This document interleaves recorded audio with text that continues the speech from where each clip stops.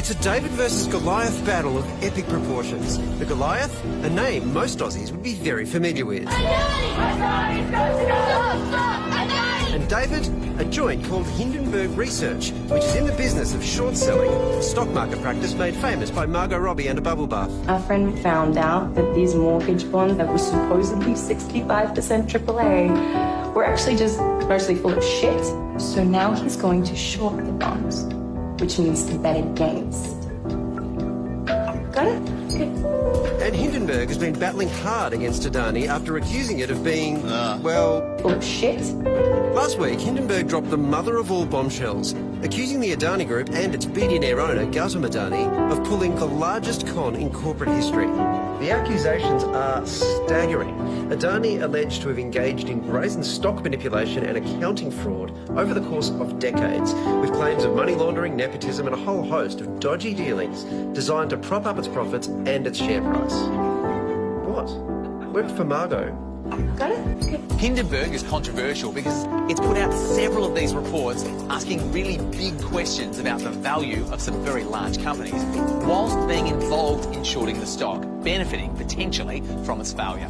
Adani hit back earlier this week with a 413-page response describing the allegations as an attack on India and calling the report a malicious combination of selective misinformation, baseless and discredited allegations. But the damage was done. This week, billionaire owner Gautam Adani slipped from 3rd to 11th on the world's richest people list, with $50 billion wiped off his personal worth and $99 billion wiped off his Adani empire. That's a really cool fact, Waleed, thank you. But did I actually have to be in the bath to learn that?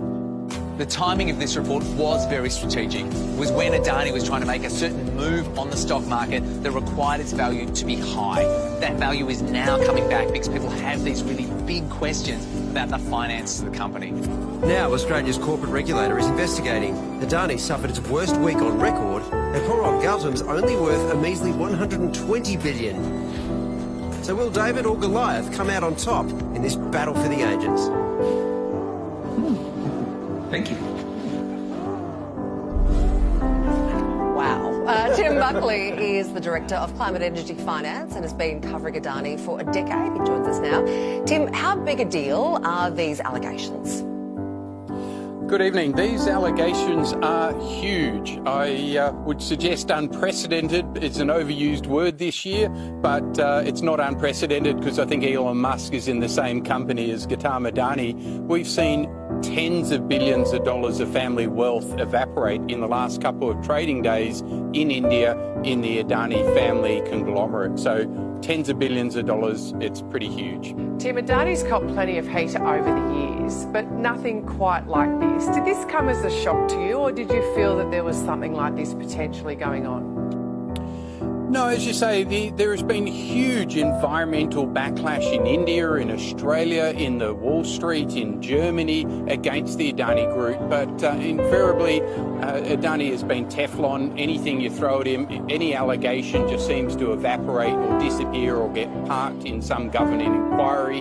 This time is very, very different. You've got a Wall Street attack on the absolute integrity of not just the Adani Group, but the regulators in India, and I would also argue the regulators in Wall Street, in fact, effectively allowing a massive, ongoing, multi-decade accusation of fraud, stock market manipulation, insider trading, failure to comply with regulations. These are very, very serious crimes, and we're talking about hundreds of billions of dollars of wealth involved across the Adani Group, so they're pretty substantial.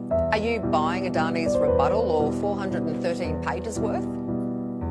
At the end of the day, it's at the moment, he said, she said, at the end of the day, Hindenburg has made some very well documented and substantiated claims and accusations. They threatened Adani to happily be sued in America. Adani's responding. They will sue them in India, of course. So this is not going to just disappear quietly. In the meantime, Adani does run the Carmichael coal mine in Queensland. Does this affect that mine at all?